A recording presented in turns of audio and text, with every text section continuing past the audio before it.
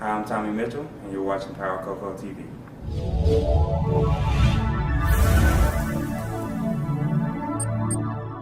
We just got done warming Tommy's hips up with our hip circuit, and now we're going to go into some plyometrics, our jump training. And one of the first things we do to get him warmed up is just some simple box jumps.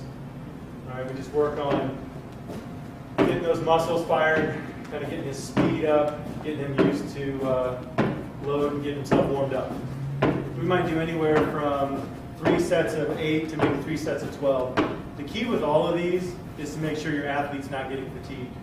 We've got to make sure we give them plenty of rest between each grouping of exercises so they have everything in it to do it. All right, so we'll go, let's go one more set of those. Tommy's a professional basketball player, so he does make a lot of this jumping look easy. This is a particular height on a box. I think this is 20 inches. If you're at home doing a lot of this stuff, you may have to use a bunch of varying heights. Yes.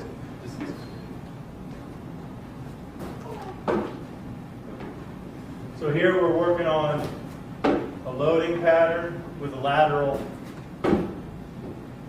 component. What we really want to see the athlete do is keep the feet pointing forward, right?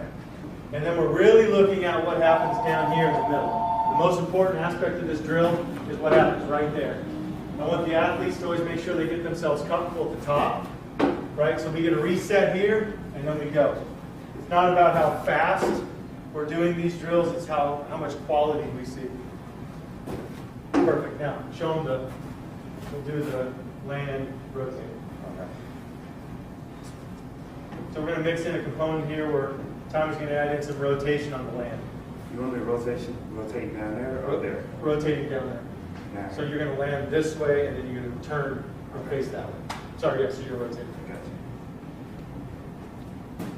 Perfect. So we're going to teach ground react. He's going to be using ground reactive forces here to rotate his body and then land nice and soft. There you go, like a cat.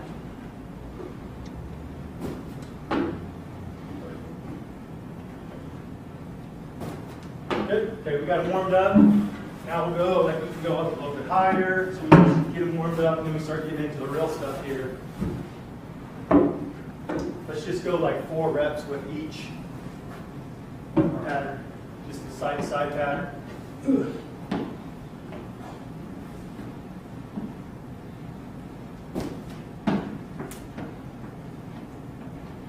Back. Good. Take a little breather, and now we're going to do this. We're going to do the twist now.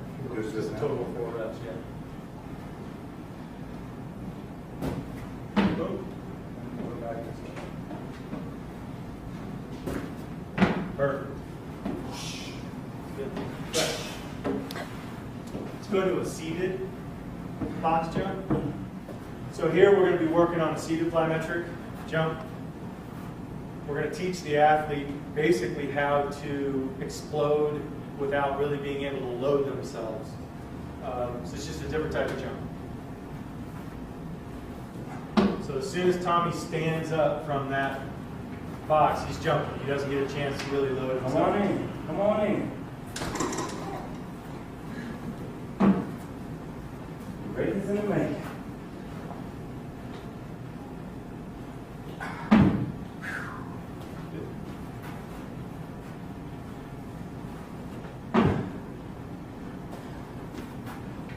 Occasionally we'll use the Vertec, which is one of our jumping tools.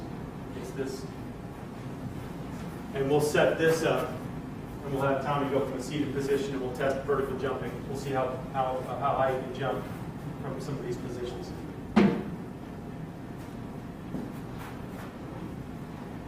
How you feeling? Good. Okay. It's a great workout. All right. I noticed you guys talk back and forth a lot. Is communication really important? Do you have a set rule of how you do things, or how does that work out? It's extremely important because a lot of times you'll get in with a trainer and you'll just push and push and push, and then you're a lot more susceptible to injury if you don't let the trainer know what's really happening with you or what you're feeling at that time. I love asking my athletes questions. I love getting feedback. They are a part of this process, probably more than I'm a part of the process. So I'm more of a guide to the process. I set up some parameters, and then I really get a lot of feedback from them. As long as they're hard workers, you know, and Tommy's a really hard worker, so I know he's not going to cut any slack to himself. He's gonna be pushing himself as hard as we can. So let's go into some double skaters. So this is called a double skater, where we're working on loading the hip in a lateral pattern. We actually do basically side-to-side jumping. Go ahead and just show them.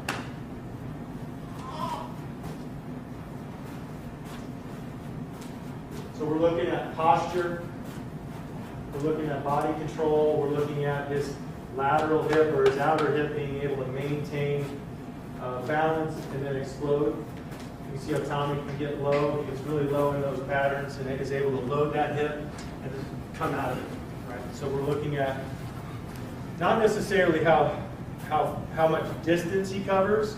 Distance is definitely going to be a part of this. We want as much distance as we can cover, but we don't want to lose quality. We don't want him to lose his posture. I don't want a long delay on the ground.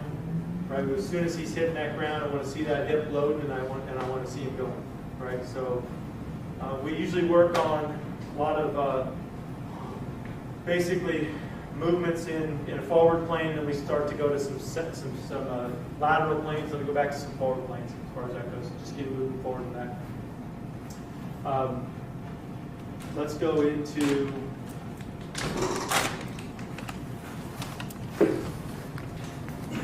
The good thing about Valencia Sports Medicine, as you've seen, the doctors just sneak around you. So it's a ton of help. A ton of people that really care about each person that's a part of here. So they've all helped me at one point. And it's just been tremendous because they all have different aspects or different things that they may see. And, you know, there's no ego, so, you know, it just basically helps the athlete. How many sets of that do you normally do? Did you say that? And we'll go like same type of situation. We'll go like 3 sets of maybe 8 to 12 reps, maybe 5 sets of 8 to 12 reps. It just kind of depends on how the athlete is doing. So with this, we're going to work on basically jumping over cones, working on pulling the toes up so that Tommy can land and be quick. So we're going to basically just go with more of an angle move here, all angle. Nice and springy, and you're going to get like a forward motion going. So you can just see how Tommy's pulling those toes up, and as soon as he lands, he's able to go. Let's come back this direction. We can get a kind of a view that way.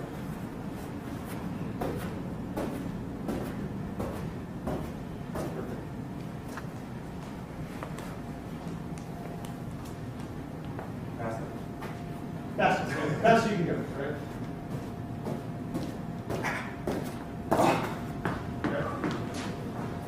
We then move into, we'll tweak these cones a little bit. We'll start working on some lateral stuff. You might go through that. We might go through that 4 to 6 times.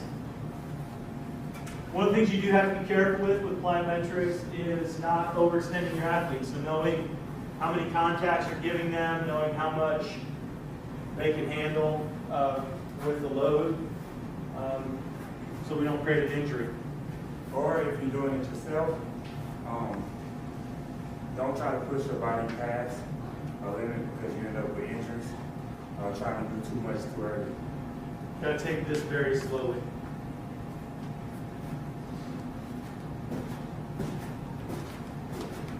So Tommy's doing this the way we want to see it done.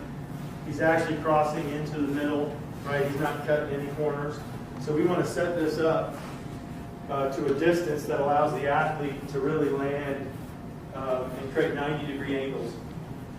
Right, so you can see how he moves, goes directly over the cones, right? And then occasionally I'll play with him a little bit. We'll go, okay, that looked really easy, so we'll like throw it way out here.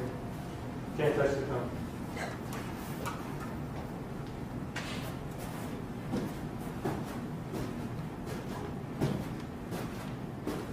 Boom. Makes it look